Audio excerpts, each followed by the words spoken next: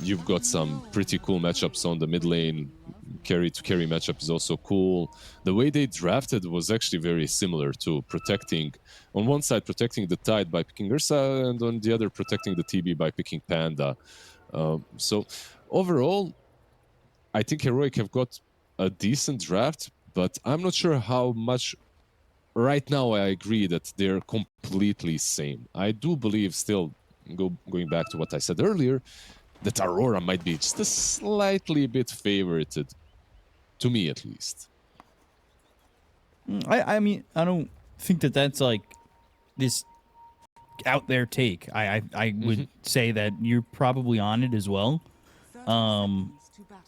You know, it's just I think ceiling wise from what we've seen, obviously we know that Heroic can be you know, winners at a tournament like this, so it'll be interesting to see.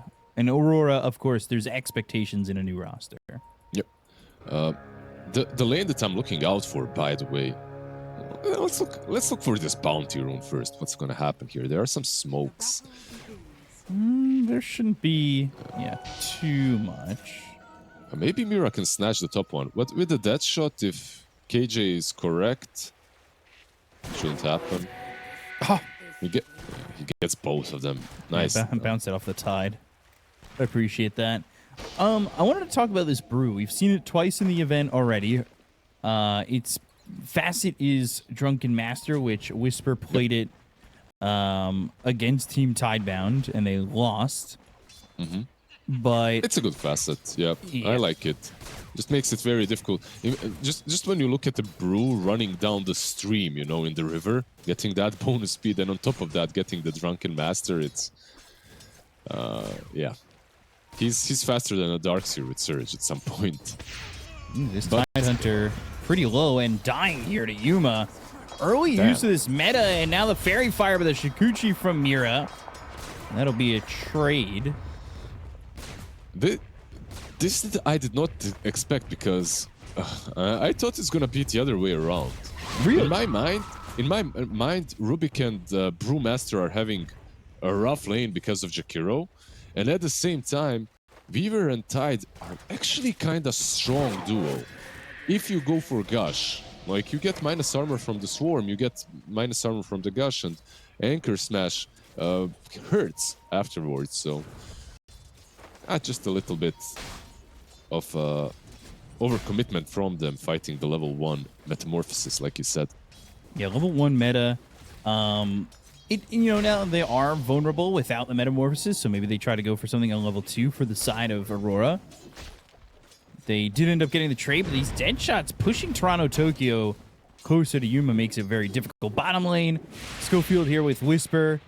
You'd think that this should be all right with Cinder Brew and Fadebolt, but we'll see how it goes and how Panto, who we've been praising immensely already in this first game. I just like Rubik was never a strong laner, and you can see it right now. He's just being absolutely zoned by Panto. So it's the weakness of the hero, right? He's just not the strong laner. Might have to use that lift. He does, Might but be dead regardless. Yeah, the dual breath that connects, and he'll try to get himself killed to neutrals by using that Fairy Fire to get a little bit more health to get there, and he doesn't. So well done there. The calling silencing up Mira up in the top lane, and Toronto Tokyo just moving back a little bit. I mean, that is one way to use a Fairy Fire for sure. I mean, it's definitely worth it, right? However, 100%. Panto was a bit lucky, and he got there just in time to take the rune. So the water rune was taken by Panto. He's got most of his mana back. So he just do this again. Yeah, I mean, exactly. It's like a perfect timing. You know, you're Rubik. You're like, oh, he chased me. He used all his mana, and you come back to lane, and you're like, what the hell is this? Whisper actually finding out that the hard way, and he's down to lower than half health. That feels terrible. Absolutely terrible. At least you're thinking, okay, I wasted his resources. Yeah. Nicely done by me. Resources reacquired. More Vespian gas has been found. Exactly, yeah. Trying to maybe jump for Whisper. You can see the top lane kind of sitting here on the knife's edge a little bit with Deadshot, and you can tell that Yuma wants to jump and use meta to try and get a kill. Analog 12-5 to the 19, now 20-10 of this sniper. They're just not letting Analog get any runes. Like, this is really rough for him. He, like, Jakiro not killing Rubik, but taking the water rune, I feel like, was better than killing the Rubik but not taking the water rune, you know, for the mid lane. Because Analog is just zoned completely now. He really is, and this is one of the things that's going to be quite bad for this side of Heroic. He's a level behind. This could probably turn into 2 levels behind. He has to go all the way back to base. And they also just killed his courier, which makes mid very annoying. It's just running base, like you said. 15 versus 25 on the last hits. Losing a courier like that back in the day when there was only 1 courier in the game would be gruesome. Yeah, I mean, he can't have his bottle refilled anyway, right? So Yeah. Doesn't matter. Schofield, you know, Taking if him on this a was journey. yeah, if this was a Weaver with level 2 Sukuchi in old patch, let's see, maybe a lift on the cliff. Oh, Does man, he get this doesn't have a deny TP. again? No way. All right, yeah. Well, It's kind of weird. uh, Oh, they're trying with the branches. hey, Oh, they got it. all right. That's one way to do it. Bot lane, though. Yep. Yeah, they'll go for the Ursa. Nightfall in trouble. 3 heroes here. Yuma actually in this bottom lane. Pops that meta, gets that kill, takes out Nightfall while the supports are busy planting trees in the jungle. I was gonna say the same thing. They are saving the planet. Yeah. Meanwhile, their bears are dying. They care about the flora, but not about the fauna. Analog being forced away from mid once again. They are going to get this tier 1 tower over bottom. And you know, it's going to open up the lane way more so here for Whisper. And you need to find a way for Whisper to kind of open the map for Analog. And Yuma kind of does that, I would say, with them coming bottom and getting that kill in a Nightfall. Mm-hmm. Yep. We'll see what Whisper goes for. Right now, he's got a lot of gold, and he didn't commit into an urn. So he might just go Relic, maybe. Maybe not Relic, maybe just the Evasion Talisman is also possible. It's not that bad when you have this much gold this early on. Mm-hmm. Especially like when you have the stance, you're just unkillable. You get that Talisman of Invasion and you're unkillable in the lane. Well, we'll see what he goes for. I'll back off to the 7-minute Wisdom Shrine, and that will push him just about to level 6. Mira picks up the other one. He's level 4, and the Jakiro sitting at the same. The one thing is, Schofield, he just hit level 4. You'd like to have level 6 pretty early on this Rubik. There are a lot of good things to steal that could definitely help push you over the finish line of getting a good fight. That's another thing, right? Like, as a Rubik, you need some space, I feel like, to get to level 6, because usually you do not win the lane. They might give him a little bit of that down bottom, but while you're getting XP, your top tower is being pushed. Can they even defend this? They do have 6 on Queen of Pain. A kill on the sniper would be pretty big. The reflection, the dead shot, that lands into the calling. And there's the Scream of Pain. They've got the Sonic Wave into the Ravage. But now they're looking for the turnaround. Mira comes in with a Swarm. They get the kill to Schofield. They'll end up losing Lauren off. Cyclone Ice Path KJ, he's going to be killed off by Mira.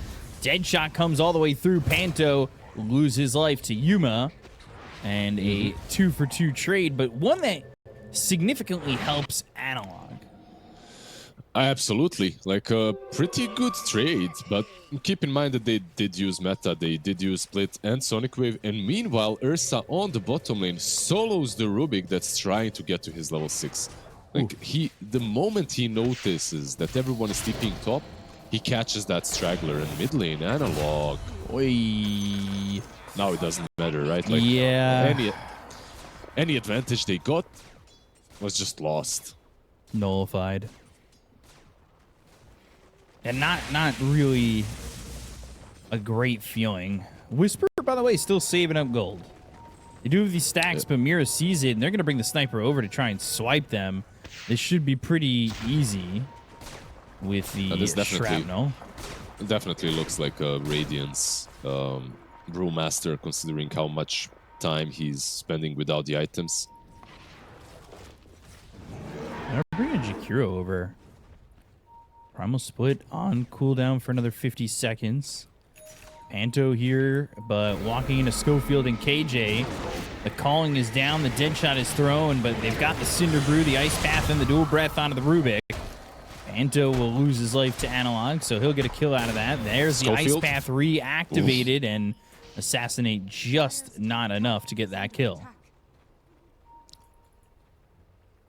Schofield holding on to multiple blood grenades at the moment. And looking to stack again. So trying to make some stacks, trying to help Analog find some farm and get back into the game. You know, he is bottom of the net worth when it comes to cores. And actually, Whisper, despite the fact that they got that tower over bottom very early on, he's not farming well at all. Yeah, he's been moving a lot. Like, he moved top, then he TPs to help out this triangle fight. Well, he's got a decent chunk of farm, but it's not exceptional. Terrorblade is the one doing the best, but the one doing the worst probably is Schofield, right? Like, minute 11 almost, and he's still level 4.5 to be honest. But like, this is my general experience with Rubik. Like, on paper there are so many cool spells to steal, but at the same time, 9 out of 10 times you're just so poor. Your laning stage never goes like exceptionally well. I mean, the laning stage is bad, but you'd think they'd get something. And they just been... That's the extra oomph, though, from Aurora, right? Shutting down recovery for Rubik and a couple other heroes here in Analog, getting that kill over mid, and also kind of forcing Whisper to make moves, so he's not getting a lot of gold into his pockets for this Radiance. And these two supports on Radiant, it's like Jakiro and Weaver, they're just getting experience and gold anyway. Like, especially Weaver with the Hive Mind facet. I know this is all the rage. I'm still not like a absolute freak for Hive Mind. I know every single player is taking it right now. And you're not a believer right now. I mean, yep. I'm not. You're getting there. It is good. I'm getting there slowly. They're converting A couple more me. hits and you'll be there. Yep. Ornoff going to stack for himself. Stack being taken by Whisper and Analog. Here with Schofield, who's now level 5. About to have that level 6, and now finally has it. So that's pretty significant for them. Yeah, instantly on the mid lane, he can see the... Even if he steals the swarm, it's not too bad. But Sokuchi is definitely what you want after that Ice Pat. Ice Pat, which is level 3, by the way. So Panto maxing it out. Even with the Rubik in the game, which is not what we saw in the last Rubik-Jakiro matchup. I think it's... Of course, it's important, like Rubik versus Jakiro. In that kind of a matchup, you're less inclined to max out the Ice Pat, but Ice Pat, really, you max out it when you need extra control. That's how it works, right? Like, if you don't have enough control on your side, you need to get more levels of it. Anybody? We got 2 trusty shovels in this game. It's actually...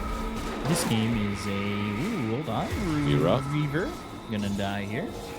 PJ there with Yuma. I'm looking at the neutrals, and, you know, you've got a lot of Sparks of Courage, a couple trusty shovels, a lot of mana droughts. Seem to be the popular tier 1s. I like this little shop here. Maybe a Cobalt here or there. Some bounty runes. Maybe a water rune if you want it. We'll see. That kill on Mira. getting you a bit of gold. Still 2,000 net worth lead here for Aurora. Mm-hmm. He's still the poorest support, by the way, on the Weaver, which is, yeah, peculiar, I should say, but it's not by much. Yeah, this is a hero that can farm quite a lot if he chooses to. At the same time, he can just be very active and behind enemy lines. Okay, here we go. Ice path down. A swarm onto the brew. You're chasing a hero that has primal split available, and that's going to be forced. The calling goes out. The sonic wave now pushing near the calling, but they've got the cyclone. Dead shot lands on Amira. A lot used for a little bit of impact. Yeah, they didn't really get anything with the split and the sonic wave, so we might see something similar again. Oh, Rubik actually exchanging the Sukuchi for the Swarm. Very interesting. I mean, it is maxed out Swarm and not a maxed out Sukuchi, so there's a difference. He can farm with it. It seems like that's what he wants to do. Yeah, get a little bit more farm, make it a little bit easier for him to get a couple of levels. Dagon now picked up for this Queen of Pain. But in that last fight, you use Split, you use Sonic Wave, you don't get anything from it. No, it was shocking. used, but it wasn't used very well, right? No. Like the Sonic Wave connected a little bit on Panto, and that's about it. The Tidehunter way too tanky to go for. And because of that, on Aurora, without being pressured, they are about to finish their first two Blink Daggers. Tidehunter almost completed, and Nightfall as well. They've got the same amount of gold, 2,000, both of them. So a couple of creep camps, and they are ready to fight. Nightfall. Working on these Marsh Mages. Let's see. Yuma, he wants the Shard for the Demon Zeal, the Dragon Lance, and then the Scotty. Would be happy to get that. He's top of the net worth right now by a little bit. Ursa catching up to him. Macropyre going to be laid down by Panto, but that doesn't really do much. I mean, it does. It cuts a bit of the wave. A bit. So it prevents them from splitting too much, also gives some gold. Like Jakiro's ulti you shouldn't be conservative with it. It is a hero that can split push very easily if he's in the right position. So with all that, Whisper now has Primal Split back available. He's gone and picked up that Radiance. He's also looking for the Shard. Mm-hmm. He's like you said, he's got Radiance, he's got a Split as well, and they're trying to make this smoke play. Let's see how well it's gonna pan out. Primal Split. Oh, nice. They'll go for the Ursa. Oh, this is a good bait. Void Panda pulls him in. Cyclone puts him up in the air, now dropping him down, and this is a great kill from Heroic. With a silence hit Toronto Tokyo for a second where he wasn't able to get the Ravage off, so he doesn't even commit it this time. A walk into KJ, Anchor Smash there, luring off with some space, trying to put the right clicks on a Whisper. There's the Ravage coming through, but is it going to be enough? They'll get that kill on a Whisper. The Swarm thrown out, I believe, by Schofield. KJ goes in to pierce the Veil, and he starts to back away as the Assassinate charged up and luring off in Toronto Tokyo, continuing forward. Blink with the Anchor Smash, and they get the kill on a KJ. Mira moving forward for more. Chikuchi swapped out from the Swarm that this Schofield Rubik had. And Aurora, they get a couple of kills in return, maybe because, in part, to the fact that Heroic stuck around a little bit too long. Yeah, they continued the chase, emboldened by killing the Ursa. But I feel like Toronto Tokyo could have saved him, or could have used the Ravage a bit earlier. Like, he was so patient with it that he got hit by the calling. Roche. Mira. Ooh, Mira dead. They're in Roche. They get the Aegis. And surprisingly enough, Heroic don't go in there. Well, they tried, but the pike from Lorenov saves him, right? Like, yeah. It's good for him to have some mobility. A shard as well is needed this game. No split. He is in trouble. Assassinate, not even needed. Nightfall gets the kill. Ice Path down with the Macropyre on a Yuma. The calling, trying to block out this damage. He goes to the Sunder. Ooh, blows up the Aegis. Now Yuma, though, still assassinate flying thrower. They're going to blink forward, go to the analog kill, and get the kill to Yuma. It was the anchor smash that got him. That's the Ursa gameplay, right? Analog. He does not care about your Sunder. He has the Aegis. And it's all on Lorenov anyway to dish out those extra deeps after the Ursa is dead. So just when you think, okay, we got the carry, now their sniper still hitting a little bit from the distance. And he's not even there yet. Right now, the sniper, he only has like these utility items more or less. Nice ice pad, by the way. Yeah. Macrofire 2 is pretty solid. Like, the problem for Terrorblade usually are these all into magic damage supports, like your Jakiros, your Phoenixes, because they can do a lot, and you don't necessarily want an early BKB.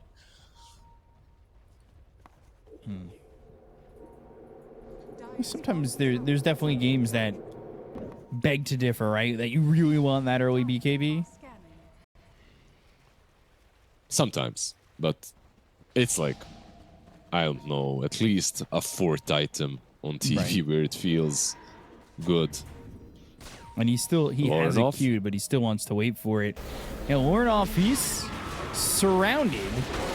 They will get him with a dead shot, and he'll be dead. It's just a matter of time. How is he so damn tanky on a sniper? Like, that was still 2,000 insane. health on a sniper. Yeah, yeah, he's sitting on 2k and HP. 15 armor. He's got the brawny, that's why. The enchantment on his neutral is brawny. He's got plus 165 health and plus 4 regen. Helping out a bit. And of course some stats. Shikuchi's stolen again, but Mira, he's got this Rod of Atos to work with now. Telekinesis, Cinder Brew, Mira trying to get a kill. And the Swarm... Oh! Close. Gosh. Very close. Closer than you'd like it to feel. That is very annoying.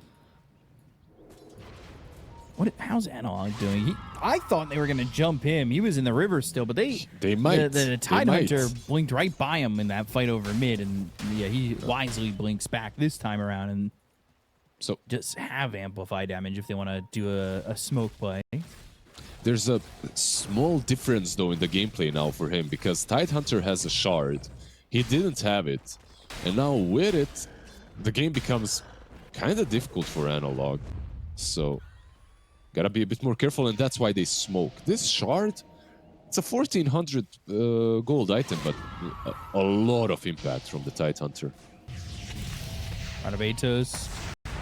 And they could just blink on him and use that Ravage. They will. Oh, it actually hits 3. Oh, boy. KJ's dead, too. Analog is gone. Ravage going back the other way. But Schofield, he's dead. 3 heroes are gone. They ball back on 2. They really want to make this work. They go to the Sonic Wave. They're trying to get a kill on Toronto, Tokyo. But there's the Ice Band landing on a 2. And KJ, he might die again.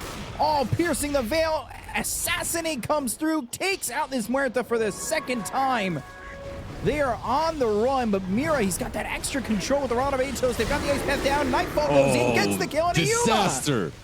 It's worse than a disaster. It's utterly awful for them. Oh, boy. Whisper is dead, too. Lorenov with the double kill. And Aurora just knocking it out of the park. Everybody's trying to be a hero here on the Dire, but nobody has a cape to wear.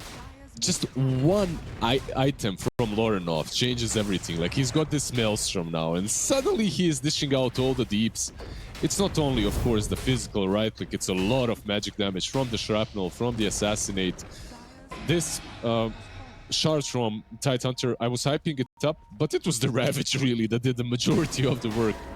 Even given away to Rubik, it didn't matter. And you know what? Another item on Tidehunter that I have to hype up is this Vlad's. Like, look at just how much he heals every time he uses Anchor Smash. Just when you think you've got this damn watermelon, he heals up once again. Also, the perfect rune for him in that situation, sitting at no health, gets a regen rune. Yep. has the Essence String, of course, as well, with 12% lifesteal on top. And the enchantment Vampiric on him is just too good as well. You know, you said it was a disaster, and I tried to find another adjective that was worse, but honestly, I think disaster is exactly the way that it should be described. I mean, well, that was... utterly awful is good too. No. Disaster it was. Seriously. I mean, heroic. When you get a fight like that and you steal Ravage and it doesn't work out for you, even, it just feels so demoralizing. KJ assassinate Ice Path actually a little bit late. It doesn't really matter at the moment, though. They are forcing these movements. It's the Rod of Atos, that extra control from Mira, that's a big issue. The shard that you were hyping up from the Tide is also a big problem, and they've also got this gem to shut down any vision that Heroic may have on the map. Analog. He's fine, right? Surely, right? Surely he's fine. Good juke. Yeah, because Weaver, he had his TP cancelled by Rubik, so he couldn't connect with Atos. I think that was also played a small part in Analog's getaway.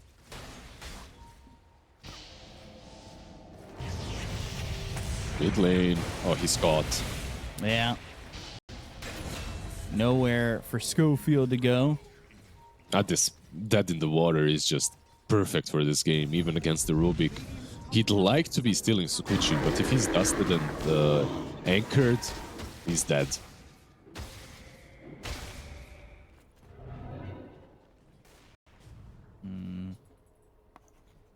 Panto. Just healing up. They got that shard for Mira. And upgrade to the Shikuchi. Going for Staff next for the Weaver. A little bit for himself against the calling, but also helping out the Ursa, helping out the sniper. Just a lot of mobility. It's not really the most common build on Weaver, like the 4-staff, but it's still good. Slowing it down, waiting for next Roche, which will be, I believe, a mystery to us, unless they updated it since yesterday. Let's see. Mystery. No. Once Mystery, again. yeah, 3 minute mystery. But our dear, beautiful, smart observers taught us how to read the clock now. I don't think they didn't teach us how to read the clock. They pointed at it 100 times, and I don't know what it means. I don't know. I'm sorry. I see a line moving to a bright sun. When the line hits the sun, Roche respawns. Like the moon in How your much eyes. time it's gonna take, I have absolutely no idea, but... Mira. Out of Atos, and Whisper is fine. A-okay. What if Ice Rogue was just done with us not knowing how to read his magnificent clock? You could put numbers on there and you'd be okay. If that was a countdown clock instead of a analog clock, you'd be okay. Analog, speaking of... In trouble. Sonic Wave and the Assassinate. They'll get the kill on the Analog from Mira, who is having a good time in this game. Clocked him. Yeah, they did. Not going fast enough, though. Dual breath stolen by Schofield. Not the ice pad that you usually want, but... Dual breath isn't bad either if you're going for like a pick-off or something. Yeah. Ice pad is just game-changing, and so far I don't think he managed to get one. Panto is just way too careful with it.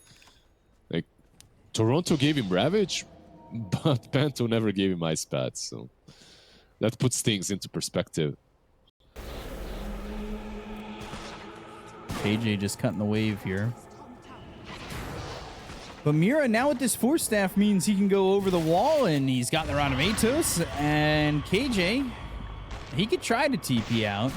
It's not going to work, but he could try. Analog is still dead. Yeah. He's still dead. That buyback, that duration really hurts. What hurts there too is KJ putting down a ward only for it to be immediately dewarded by the gem of Mira. Well, that's rough life.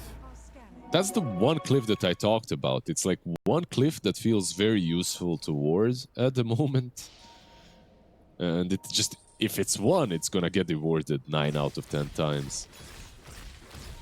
They still have this game as an 80-20. Okay, Ravage used. Toronto, Tokyo. Yeah. Yeah. Pushes up. Ravage available, obviously. So Heroic won't try to fight this. He's just gonna sit here and stand like he has Ravage. Yeah. Totally. We're good. We're good. We're good. Easy Aegis for Warnoff. All right, now we're zooming in on the guy. This is, well, you know, this looks like a guy who may or may not have Ravage. But we all know the answer here on the outside of the game. Warnoff, full Mjolnir going into Shard now. It just feels like they're being choked out of the map. Not really much for Heroic.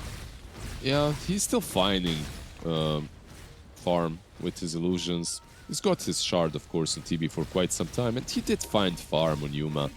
Like the Skadi, the D-Lance, the Manta, it's not terrible. Not great as well, especially because your next item needs to be a BKB. You're playing, this Jakiro is just making too many issues for Yuma. Yules for the Jakiro finished off. Yeah, the problem, KJ. Oh. Here's that Yules. Yules being a problem immediately. TPing actually now to the top tier 1. And we'll make a move here on Whisper, force the Primal Split. Start to try and take out these bears, and well, they'll send 2 bears up onto the high ground. Actually, not even going to kill this Earth Panda. That's a problem. Yeah, they're just following him. 3 bears here. But nicely done by Whisper. And Whisper going to be able to come back to form and not be in trouble. Yeah, the astral pull from the Void Panda, saving the life of young Brewmaster, but at least he had Arcane Rune, you know? So the cooldown won't be that massive. Schofield. Yeah, they fine tied, but he's got Ravage and he's got help too. Yeah. Seriously, I mean, Warnoff has more than enough damage to take care of Schofield, even though it's happening right by the Dire base. He was the one hunting. Honestly, now Whisper doesn't have Primal Split, and they will get an easy kill. Nightfall getting that one. They'll go for Warnoff, but he's got the Aegis, so even losing this first life, there will be time here for the rest of the team to kind of come back over and help out Warnoff. Deadshot comes through, Storm thrown over. Now KJ throws down the Calling. They'll look for the Assassinate. That lands, and Nightfall is going to get another kill. He's wicked sick, and you've got 3 heroes dead on the side of the road. I love how Mira Sukuchi is through him and just hits the Observer ward and not the actual hero. Just, yeah, absolute disaster for Heroic. Ever since that tier 2 fight, they don't even have Ravage or Aegis, and look at this Tidehunter and where he's at. No reason not to be right. And now Radabetos, time-lapsing, duels up into the air. Demon Zeal committed, but not really much of a matter. We'll get the tier 3 Nightfall with Warnoff and the whole side of Aurora. Going to be pushing into the bottom set of racks. They could even look for more. Everybody going to be up for the side of Heroic in just a couple of seconds. They don't have an Aegis. They could stay if they want to. And they might I think they just go mid. do just that, yeah. There's a split, right? The Ru is on the other side of the map. Getting his level 18. He can kind of go from behind, I guess. And he can also creep skip mid if he wants to. Let's see what they go for. Anchor. On the illusion, though. No, on the mid lane, I mean. Tide Hunter? He's tanky. Not easy to kill at all. Calling now down. He's silenced up, but he walks all the way down onto the low ground. Not really too worse for wear. So full backup from them? It seems so. He has not a lot of mana on Tide, and I believe that's probably the reason. The Ravage is up in 10 seconds, though, so they can fight again. Although it will be versus a meta. Keep in mind, they didn't have it for that defense.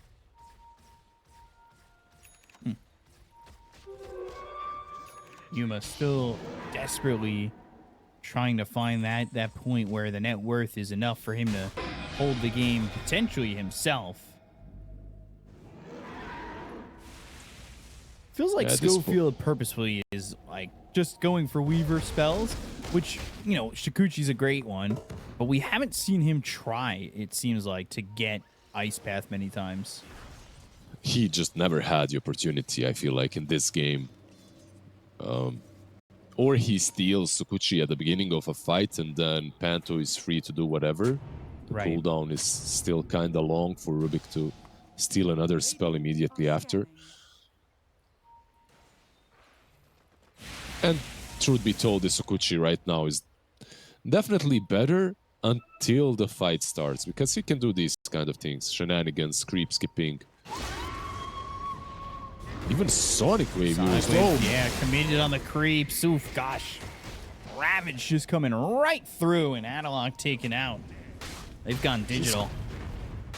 He's got buyback again, but I don't know how much it's going to matter. No Sonic Wave for 15. What do you really want to accomplish here? And they still won't commit all the way up. They want to catch them down bottom, actually. And Yuma, he might run straight into them.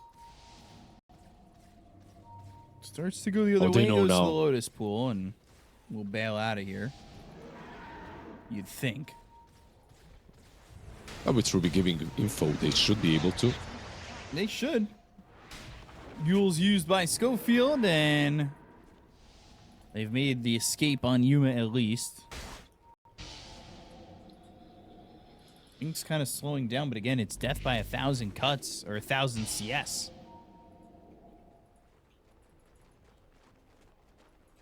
Just a 25k advantage. They're trying to split the map to buy some time, but it's not like Aurora Arena Rush.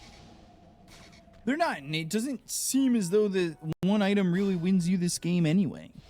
Like the matchup of Sniper versus TB was almost in every patch Sniper favored later on in the game. It's like one hero that TB really dislikes playing into.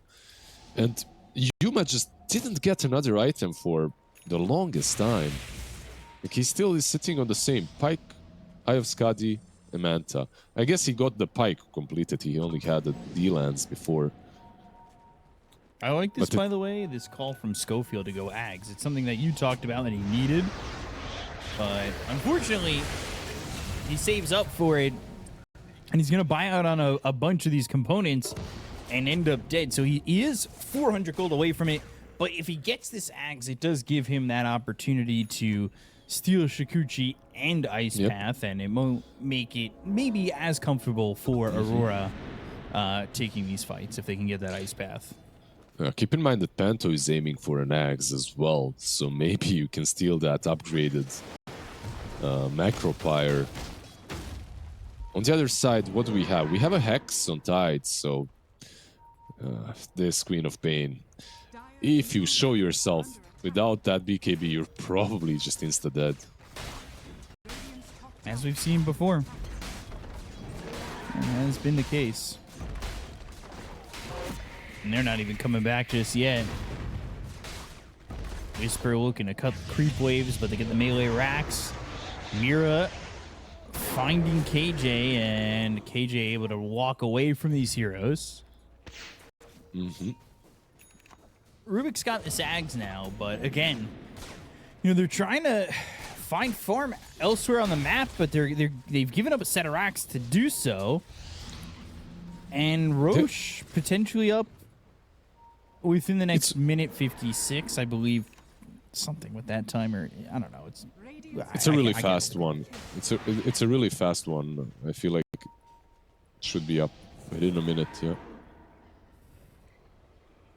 We'll see. Yeah, it's gonna hit this in like 20 seconds, right? Like no longer for sure. Looks really quick. Yeah. And they're playing this game so methodically on the side of Aurora. I feel like they could have ended it 3 times by now if they just went for megas. But instead they go back, they hunt them, they push out the lanes. It's like they're playing proper Dota, even though it feels like proper Dota isn't needed that much. You could just go ham. But going ham is what puts you in problems sometimes. So yeah, this is a safer option. Aegis, Refresher Shard, Cheese, Banner for this one. Everything basically that they need.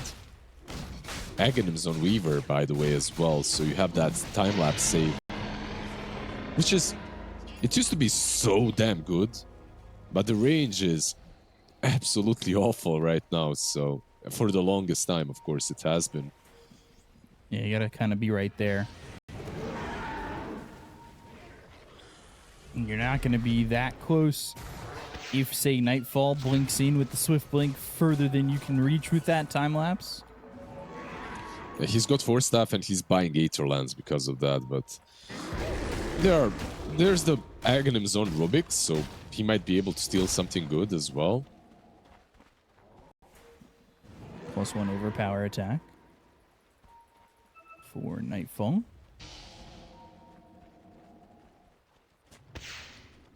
They smoke here on Heroic, but we'll see what this leads to. And they just have to strike from behind. A normal fight like this one is just not possible.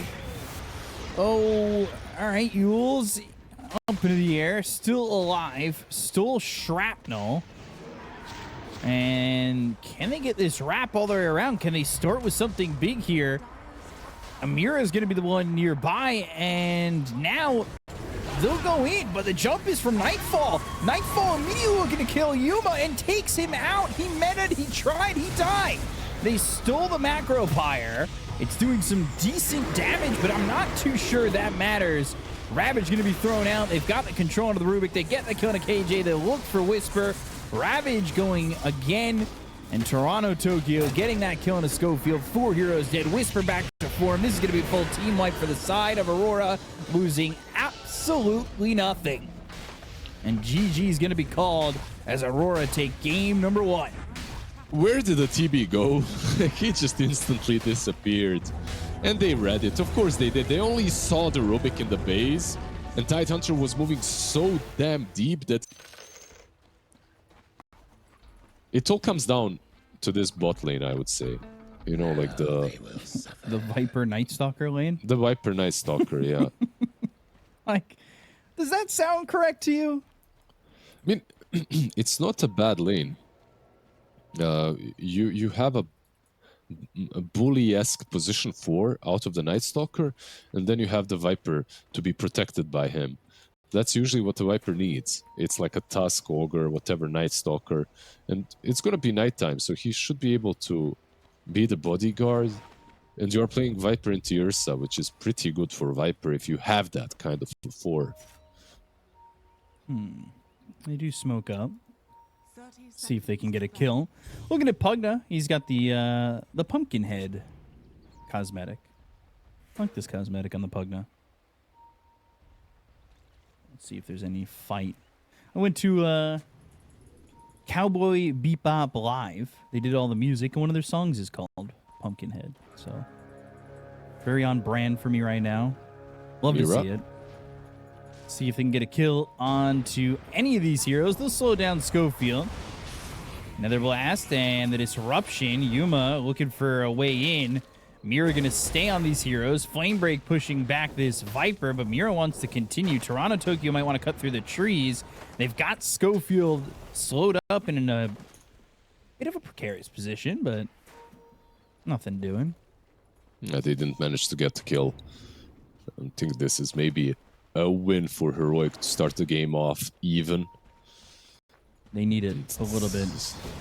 This is... You say that, and now KJ... Oh! Blood Grenade didn't land, I don't believe, on KJ. Are we basically getting a tri-lane on tri-lane situation here? I believe we are, because you don't need to go top. Like, Tidehunter versus Doom is very boring, and you're not going to do a lot by sending supports there. Meanwhile, the true carries here are truly the Viper and the Ursa. Like, Toronto Tokyo is just going to carry from the offlane. KJ looked like he was looking for something on Mira. We'll see if they keep this tri-lane. They might wait till, like, First Blood is got. I think you just honestly keep it. Like, you just keep it. You continue playing this way. But Pat doesn't think that way. He's moving top. Let's see what he can do. Yeah, over it. Let's go. Let's move. Make something happen in this game. We'll try to get Nightfall. Carry Doom, we've seen this in previous patches where it just builds like an offlane Doom anyway, right? More or less. Like the SNY drums, phases, no difference. They destroy my tri-lane dream. Nightfall. Eating a lot of damage, actually. Thought maybe they'd commit even further. I thought maybe they'd keep this a tri-lane. And truth be told, KJ could just go back bottom. And he will. That is what's going to happen. Which means Panto, he's zoning out Whisper. But I don't believe he really cares, especially if they get First Blood for this Ursa. Ursa is just not getting anything, though. I doubt he's getting a First Blood. He's not getting any... Ooh. Yep. He ends up dying to Panto, who is just throwing Nether Blasts on him and zones him out of the lane and gets that kill. That... The move from KJ down bottom to me made no sense, because you force a Pugna top, a Pugna which is really strong into a Tide, and then you just abandon the Tide. I'm not sure I agree with that much, but it is what it is. He also didn't have mana after using the portal twice, so wasn't able to do a lot. Plus the lane was pushed down bottom. Yeah. It was under the tier 1 tower. There's basically nothing to do. This is not amazing. I mean, KJ doesn't even have a lot of mana to work with right now. And Panto now getting chased by Whisper. They're going to need somebody else up here. Like, this isn't just... I think Whisper gets chipped down again if he just kind of sits around. And Schofield, I mean, they're not really doing anything as these duo supports except soaking away the experience from Yuma. And that was always the problem of tri-lanes. And that's the reason why tri-lanes stopped being played. It's because it's really hard to account for how much you're losing with the levels. But let's see, Viper might be dead here. TP, how do you stop this? You don't. And he just TPs back to the tier 1 tower, so he's fine, but can't really let that happen again. Panto's moved over towards mid and will spot Analog, but the bottled water rune will be picked up and avoiding that Nether Blast. They have a really deep ward now, so they're basically counting on doing that same play again. Schofield, though, that's maybe a bit deep. Let's see. Might need some help. Flame Break, though, pushing him back towards Yuma. Doesn't have a TP this time in Toronto Tokyo. Gonna try and fight back, put some damage onto this Ursa. It might be enough for Mira to get a turnaround kill with Lornoff's help. And they get that one. So, yes, you get Toronto Tokyo, but Yuma's the one who's trying to get the most out of this. And when you die like that, it kind of nullifies what you get. Mira needs to be a bit careful with the stacks of Shadow Poison, but ends up getting the kill anyway on a Schofield. So a 2-for-1 trade benefiting Aurora. Yeah, the numbers are in their favor. Pango had to rotate, of course, from the mid lane. And also, Ursa did get the kills. So I won't say it's that terrible for Heroic, even though they traded a 2-for-1. Keep in mind that Toronto also had to run back down bottom.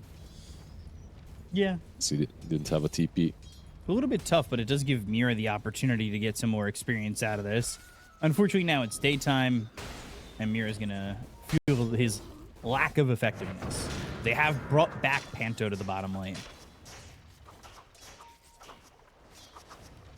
1-3-1 for the Doom, by the way, top. See if he can run down this Tide if he's not too careful. I would like to see maybe Lornoff even shift towards trying to get Whisper. Slow him down, get that opportunity for Doom to maybe get a kill there. Especially when he hits level 6.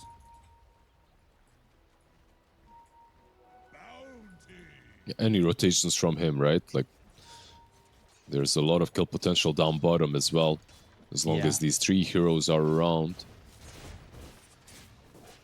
Truly. I feel like that level 6. There it is. Looking at the heroic, the 2 heroes to look out for are the Shadow Demon and the Puck. Like, they're the ones that will make the game or not. Lornoff? Yuma needs to be careful. Pango, he may not be done because he's got himself a haste and he's forced to TP all the way back to base. Yep. At least he survives, right? And there's so many of these little juke spots that aren't really that well known, so he just TPs from the trees. They couldn't cancel it anyway. Rolling Thunder would be too slow. Both these heroes in the top lane dragging 2 creep waves with them. It's like teachers in school, you know? Yeah, I was thinking the same thing where they have the kids walking around. They're all like, they all look like they're outside on a prison break. Field trip, yeah. Prison break, whatever it's called. Yeah. Grabbing some water, boss. Grabbing some water. And I think that kid's just crying. And there's a lot of that happening nearby. 1,000 net worth lead already, by the way. What were you gonna say? Yeah, well, I'm just wondering what's with Schofield being mid for so long. Yeah, he hasn't really moved away, right? It's not like they have potential to kill the Puck, and he's also not soaking any experience. Like, he's level 2 still. This is looking kind of rough for him. Did he stack? Okay, he's stacking a lot. That's the play. That makes all the sense. Plus securing the rune, I guess. The ancient stacks. If Aurora can somehow steal this and get their Wisdom Shrine, because they haven't actually picked that up yet for Heroic. So if you want to steal this, you need to bring like 5 heroes. These ancients are scary now with prowlers being back in. Mira leaning forward, Rolling Thunder down bottom. KJ gonna be killed by Lornoff, who makes another rotation into the bottom lane. He's got himself a regen rune. Tide trying to kill these ancients and realizing the prowlers make this difficult.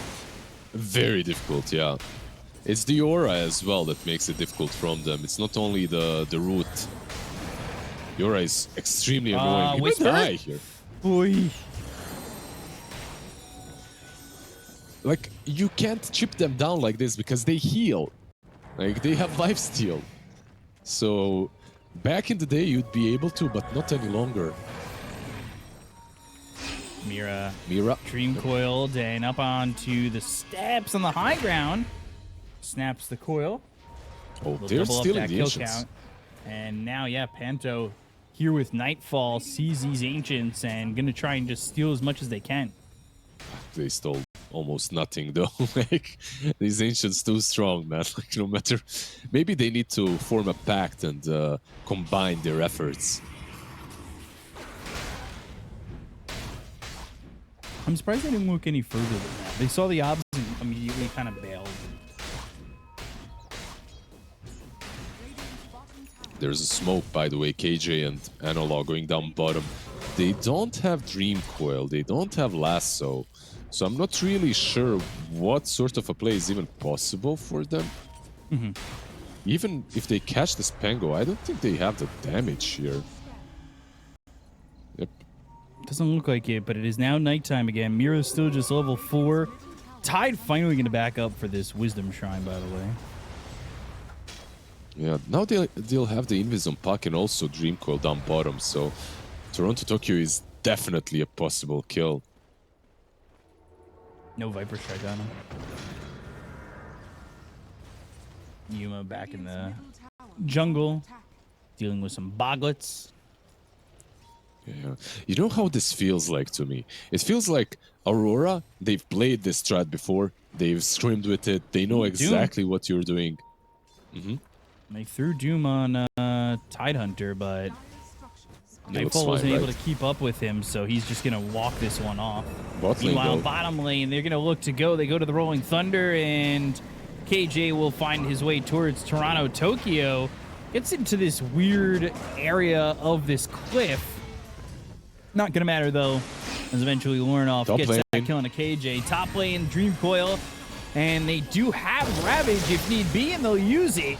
Doom pretty tanky, but Schofield is here. They finally get this kill. Toronto Tokyo comes over, and they will escape. They were not there in time to help save the Doom. Yeah, really good trade. They lose the bat, position 5, but they get the Doom. That's perfect for Heroic. And, like, their saves aren't really that great at the moment. Like, you do have the Crapify, but most of the damage is anyway magical coming from Heroic at this part of the game. Nightfall, a lot higher GPM than this Ursa. It is a Doom, after all. And he does have a Midas Ursa's as bottom well. of the net worth, though, for cores. Is he going for an Echo Saber on Doom, by the way? He is. At least from the items that he's purchasing, he is. Interesting. See how that works out for him. KJ again in trouble, dead once more. Mira getting credit for that one. Nightfall using that Midas, getting more gold under his belt. Not higher than Lornoff, who is moving around the map really well. All his moves were basically down bottom, and I believe every single time he rotated, he got a kill. So four rotations, 4 kills. Yeah, none of those kills were from the mid lane, so you're right. He's come over bottom and gotten 4 kills. A lot of those on KJ. KJ's died 4 times. Well, all of them, I believe, right? Like, he didn't get the Ursa once. Maybe did, I'm not sure. But, They're looking to fight. Or at least they're pressuring like they want to look for something. how do you play this? Like, it's kind of... It's so annoying, man. Like, you're playing a game that you're just not used to. Like, some crazy tri-lane started happening. You're playing versus this Viper Night Stalker off lane. If you're Heroic, you... What I want to see from them is just this recovery on the back of Tidehunter. They need this Ravage used again. I will say this, by the way. It's a little surprising that thought. Yeah, Panto, he is going to die here. I was going to say, it's a little surprising that Schofield got to level 7 quicker than the Bat Rider got to 6, considering he was level 2 and sitting mid, but he did make a lot of stacks, so got a lot of experience off that, but did recover pretty well, and that's something to keep an eye out on. But you are starting to fall pretty far behind on Heroic. Aurora's got a 5,000 net worth lead. Yes, of course, that's with the Doom, but look at the supports, too. The farm for both these supports for Aurora is really high and ahead. Yeah, and the Night Stalker is getting really close to his Blink Dagger, too. I think the main difference between the Bat, by the way, and Schofield, KJ and Schofield, is the fact that Schofield died only once. So he's spent a lot of his time among the living. Meanwhile, Bat was sent to the fountain quite often. Dream Coil. Mira not looking like he's going to be any worse for wear after that Dream Coil is done. Thinking about the Rolling Thunder, the right click's coming out from Toronto Tokyo, and they'll eventually get this kill on a Schofield, taking him out, and Analog's able to just kind of walk away from that fight. Top lane, though, they want to use the Doom again. Yeah. Doom checked for a second. Inferno Blade now goes to the Doom. Oh, what happened to Void? What? They used it too soon, right? I think so, yeah. There was some miscommunication here because the reason why Night Stalker was there is to get that additional stun. But unfortunate, they just wasted the Doom, basically. Well, Doom down. As the second Doom that doesn't get any kills. It does open the lane, so it's not like the worst thing in the world to just kind of have this part of the map open to you. And they're also going to try and get this Tormentor early on. I like that teams have been prioritizing this and making it a top priority early on its spawn.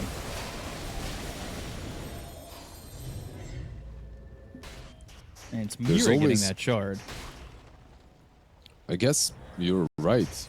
If there was this like some 5-head play where you force Whisper to go base and then you go instantly for the Tormy, I mean, it is possible. I mean, maybe not so much on purpose, but like the Doom is a deterrent, right? Like he's tanky enough where he maybe survives that anyway. KJ, he's in trouble, but now inhibited by the Diffusal Blade of Lorinoff and unable to run away. It's also a lot of gold for getting that Tormentor. And it's starting to snowball pretty heavily. This should almost give the gold for Mira to get that Blink Dagger. Panto going into the Glimmer Cape. And they're thinking about the Rolling Thunder. They're also thinking to pressure this Tier 1 tower and just get themselves an objective in this top lane. The whole time, yeah, Yuma is farming, and he's got that Battle Fury. But it'll be a while until he's quite ready. And there's the Rolling Thunder. They're going to blink in. They go to the Viper Strike. They've got the damage to kill off this Tide, and they're going to be able to get a Tier 1 tower with that as well. And there are rotations that come through, but the damage with the Nether Blast at level 4 as well. It just means this tower goes down very quickly, and with no Tide to defend, there really isn't much for the side of Heroic. Yeah, he's tanky, but he's not tanky versus a Break plus a Silence. A Viper plus Night Stalker can kill almost anything on the map, and Mira, he's sitting on 2.5k gold. Now he purchases the dagger. Okay. I was thinking, wait, is he maybe considering something different? But no.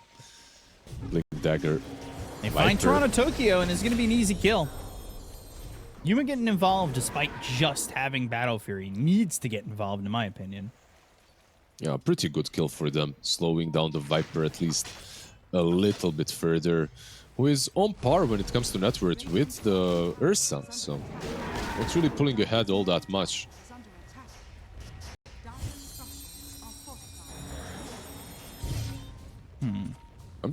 I'm looking at Aurora's draft and considering that Viper doesn't have a Midas or Travels or anything that mobile, I'm starting to wonder if this Doom will be enough to carry them. Like, he does have this Echo Saber into a BKB build, but I'm not absolutely sold on the carry Doom.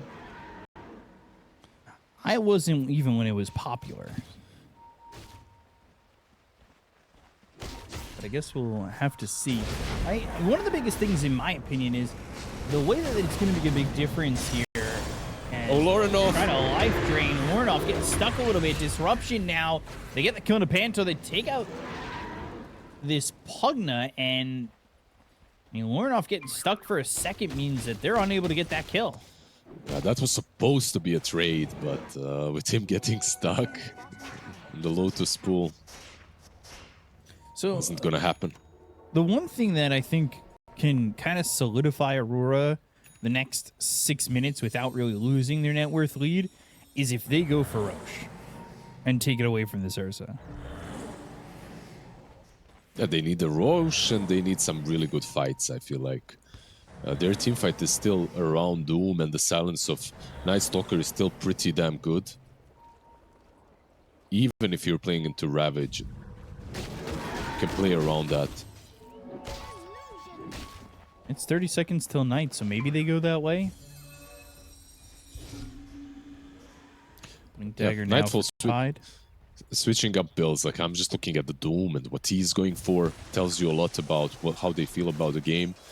SNY next into a Shadow Blade, possibly Silver Edge. This is like the old way of trying to make Doom work as a carry. They know that they're going for Roche. They're actually going to find themselves Analog. He silenced up. The disruption save is there. And they still got him up into the air with the Rolling Thunder to get the kill on Analog. They'll take it the puck. There's no Dream Coil to be had. And on top of which, Whisper's on the other side of the river. They know where he's at. They'll try to blink and get out of this one. However, is the TP... Oh, stopped by Mira. This time, he's got the Void. And this time, they've got the kill. Yeah, the execution was way too good. I can't even believe they managed to catch that puck post disruption. There was no silence, so it was only on the Rolling Thunder to be in the perfect position as he's coming out of the bubble. And Lorenov, of course, he makes sure that he is. But it's not that easy, that's all I'm saying, and they made it work. And they'll go get Roche.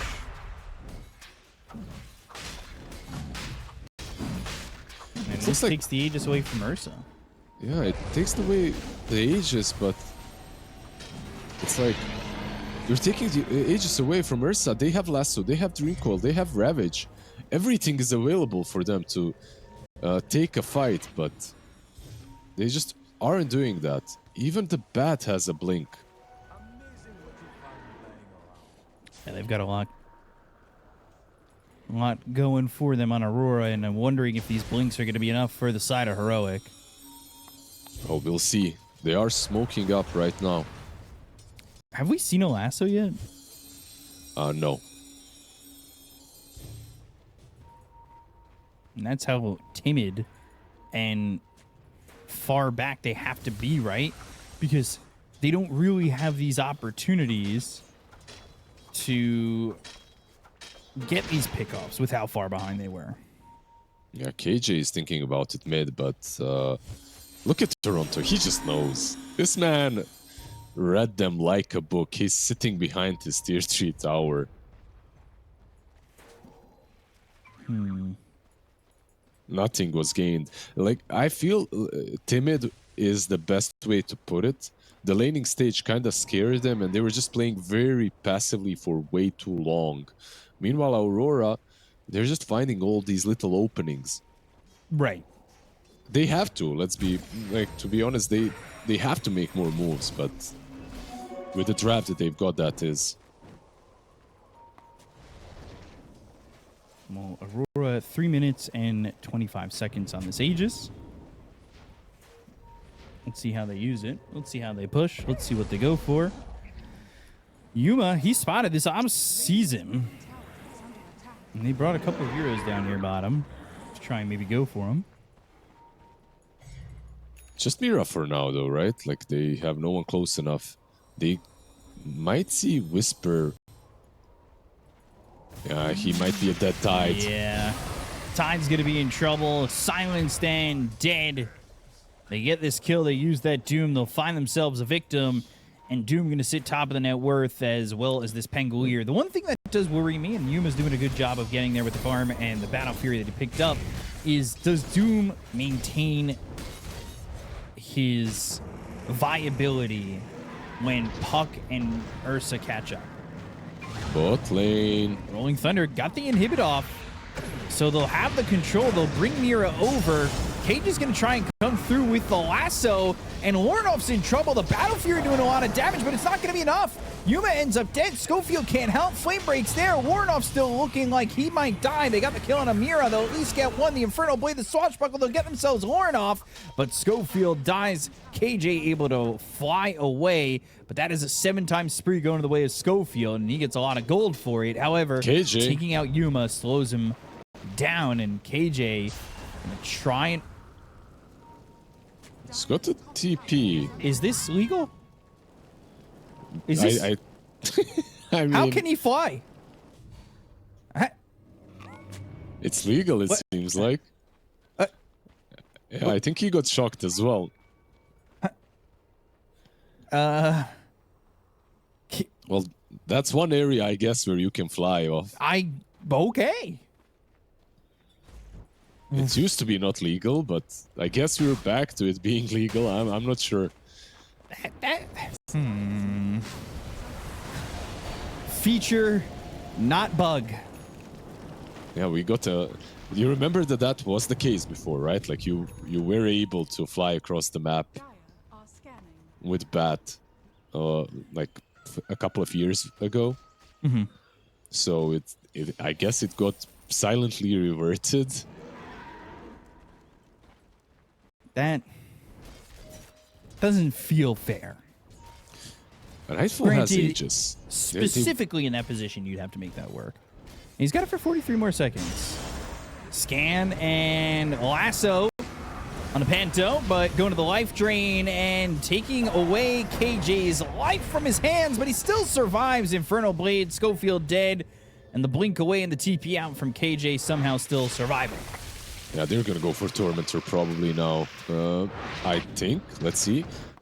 Yep, it seems that way. But all these moves that Heroic, like, I swear in this game, give Aurora any other 5 heroes and they're making everything work regardless, because they're not winning necessarily only on the heroes. They're just making all the right moves. They're dodging all the ganks. They're playing the map so damn well that they're 11k ahead now.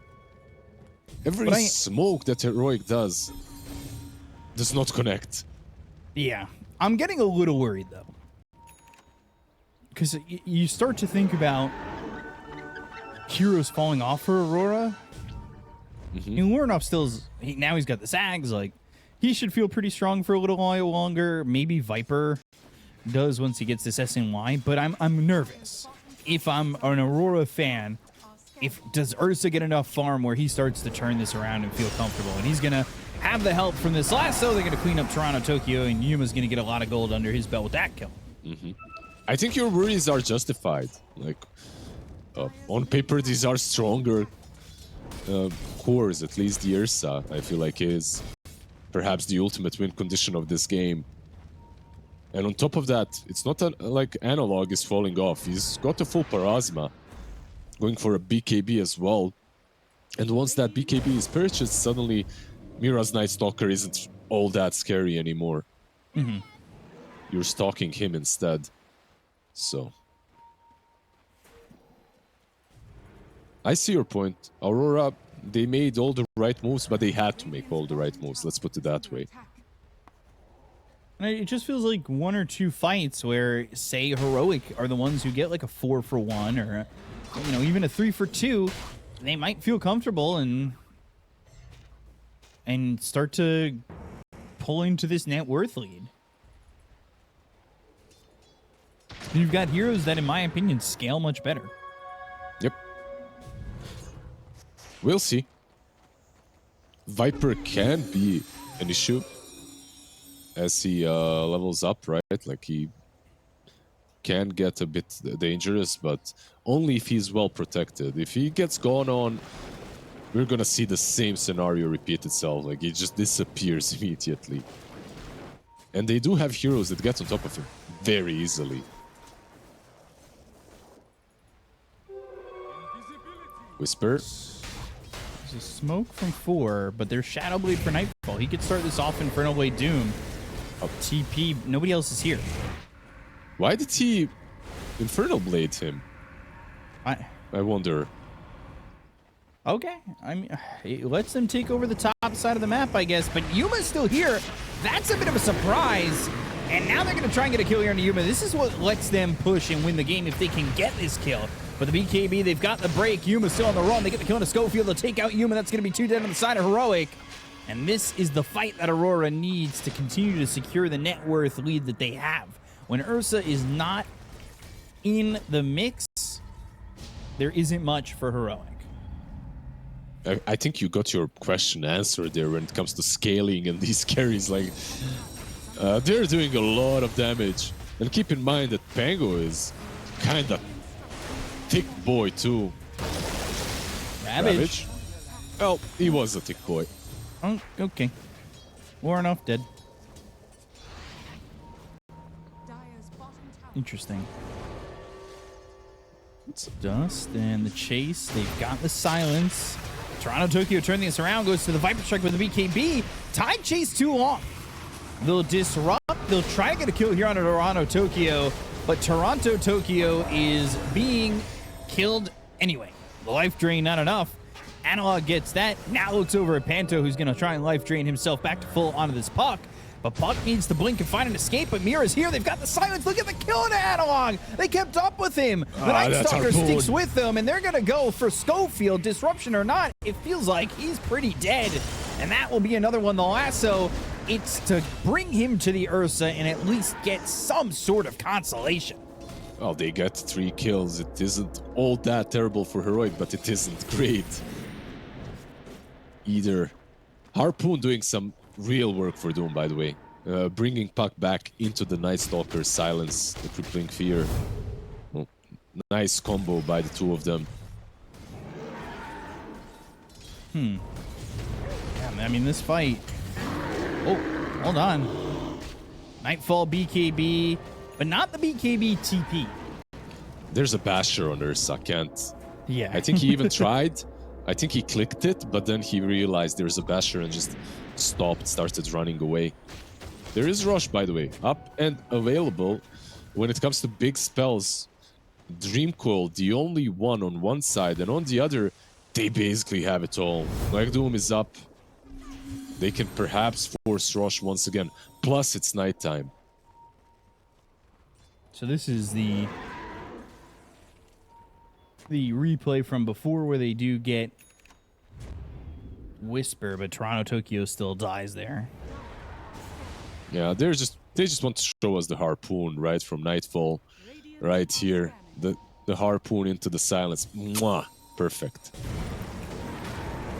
Very perfect, and let's see, they're going to try and go here. Mira already dead. They got the kill to Schofield with the BKB pop by Analog. They're going to go after this Doom, who's down to about a quarter life left. Viper Strike committed onto the Tide Hunter, who's running away. Whisper with the BKB that's about to run out. He needs to continue on. They go to the dust. They'll look over at Panto, but Yuma jumps in, kills Panto, and now can he look for more? Can he escape? Doom maybe looking to reinitiate. Warnoff is here. They go to the Ravage. They've got the control. It's going to be under Warnoff. They get the kill to Yuma. They'll take out the Ursa, and now the follow-up from Nightfall. He's got that Shadow Wave with the Inferno Blade. They'll take out Toronto Tokyo, but Yuma's dead, and Nightfall, he's unstoppable, but for how long?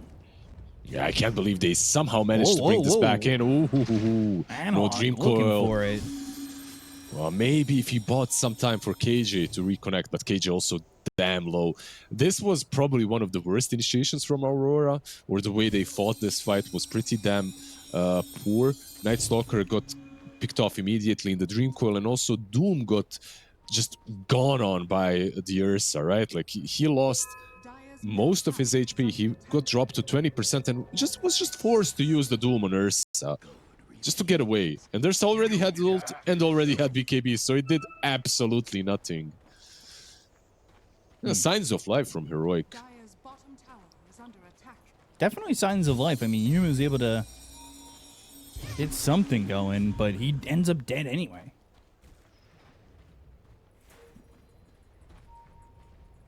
$13,000 net worth lead. However, it just seems... I mean, there are ways back in for Heroic, right? Mm-hmm. Of course. Top lane. There's a BKB. All right.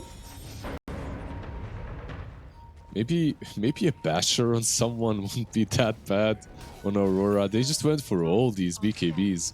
Ursa has one. Even Tide Hunter has one. That's the power of the Night Stalker, basically, for you.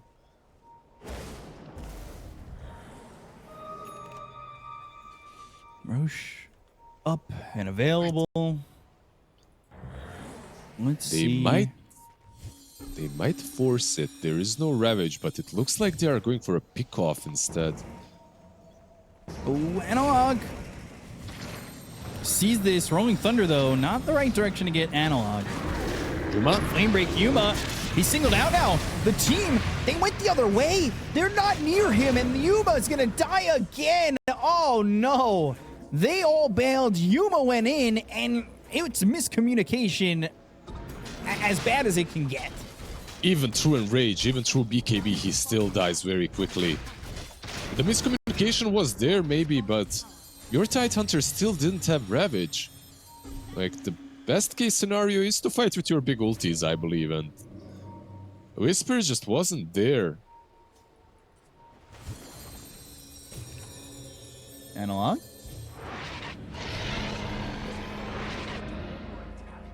Alright. Aegis for Toronto Tokyo, feeling like he's the most vulnerable hero right now. It feels like he's the one that they can jump on and kill off for sure. Everyone else has some way of surviving. But if you go on Viper and you control him, he's most likely dead. It's like always nice to be able to pinpoint the target. Panto. Panto is going to be very dead. Just a matter of when.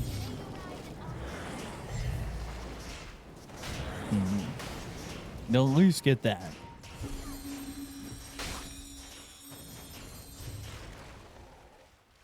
14,000 net worth lead, though. This is really gruesome for Heroic, who need to have Yuma kind of feel a bit more comfortable in these fights, and the communication needs to be there to bring it back.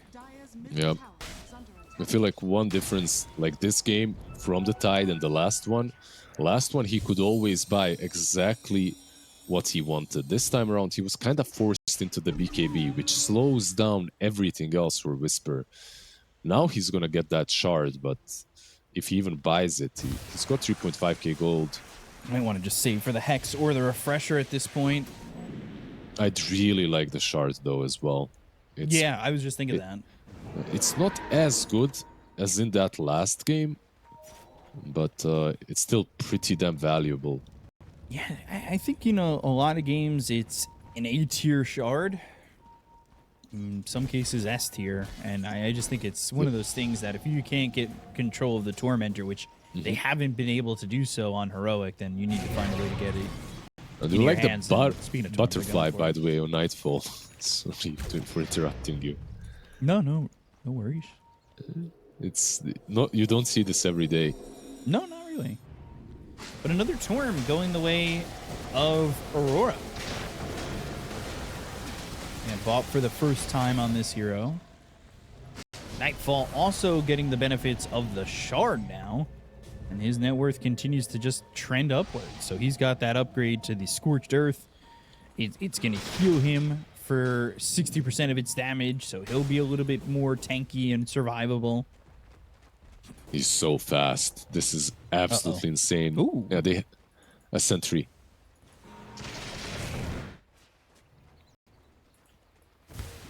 And I think this Aegis could be a big turning point. If you can defend here as Heroic, you're starting to tip the scales. I know the fights haven't gone that way, but you can feel it, right? You can still feel it, that it's possible. It definitely is. They are getting some significant items, like Octarine Core on Puck. What did he lose? Refresher? Refresher recipe. It's whatever. He doesn't have a single other piece anyway. Yeah, it was 200 gold recipe. They've got the lasso. It's on in Toronto Tokyo, who's got this Aegis. BKB's gonna be popped by Mira. They're gonna try and go in on this one. They'll look over at this Tidehunter. KJ's already dead. They lost the Batrider, but Toronto Tokyo's gonna lose that Aegis. He'll be back up in 5 seconds. The Ravage flies through. They get the kill on Yuma. They'll be without this Ursa for 75 seconds. Life draining back into the Pugna. He'll be near full, but with no Yuma, the fight doesn't feel possible for Heroic. And I keep saying it feels like it's possible for Heroic, but it's just impossible to think so when they don't have this Ursa. They're going to buy back on KJ. They're going to jump forward on Mira. They'll look to get the kill into the Night Stalker, but the life drain again from Panto. They'll be split up thanks to the Flame Break. The Illusory Orb from Analog gets the kill, and they'll at least lose one on Aurora, and they'll look for more. They need to maybe try and play this a little bit tiptoey if you were Heroic to try and get something, but they commit the Dream Coil and they'll lose Schofield for their aggression. Phase Shift, Rolling Thunder, not going to connect. Analog pops the BKB, has that Illusory Orb to jaunt over to and get away from the fight, but it still doesn't feel that good for Heroic overall. Yeah, he's just playing with them on the puck, that is. He's just buying a lot of time. Basically, they lost that fight while the enemy team was in their base, and they managed to buy so much time that the Ursa has almost respawned. Maybe they won't even lose a single tower. So overall, it's a very bad fight for them, but KJ, Lasso, Toronto, Tokyo, and Dream Coil committed here. Ursa is back. He's TPing in between the racks, and he finally gets his hands on Toronto, Tokyo, but he pops this BKB, and in doing so, it kind of means you can't go for more. Yeah, you can't go for more, but you defended. You got the Viper. You also got the Gem. I'm reaching and I'm going for the silver lining, of course. It could be worse. All I'm saying is Heroic are putting up a pretty decent fight. Yeah, I don't disagree. Like I said, the pieces are there. It's whether or not they can build it all together to get a comeback started. Yeah, sometimes the draft matters, but the execution is, of course, always more important. And right now, it's on Aurora's side. Finally, we're still not getting the shard. Okay, never mind. I was thinking our dear observers were showing it, but he's got the Hexia instead. I really would like to see a shard on Whisper, but 32,000 net worth here for the Doom, by the way. Refresher for Warnoff, and that Roche will respawn. Refresher will be on Doom as well.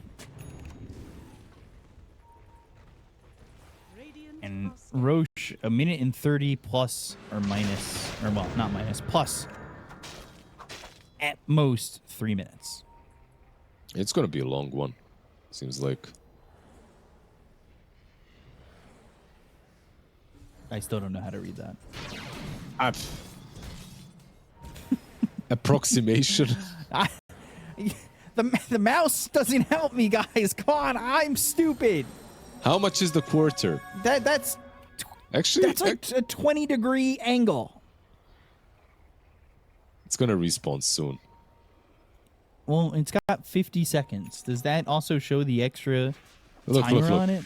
If the circle is 360 BCOP, and we know that the bottom one is like minus 90, and we can look at this one as we can look at it as 1980. Doesn't matter. I believe it's going to be a short respawn timer. It's like a minute, right? Like that was the overall respawn, I guess, around 60 seconds. Lasso caught Mira. I'll get a kill here. Analog getting that one.